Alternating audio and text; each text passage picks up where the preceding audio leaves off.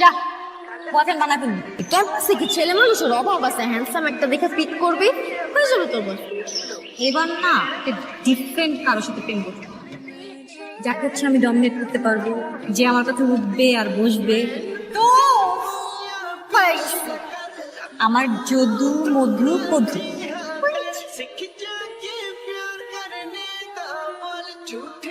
তোরে দেখ ওগুলো করাইতে পারবে যেগুলো তুই চাইতেছিস। সব করাতে হবে।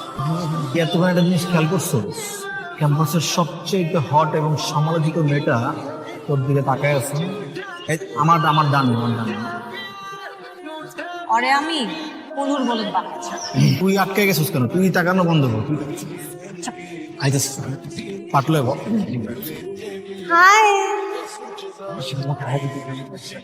হুম হাই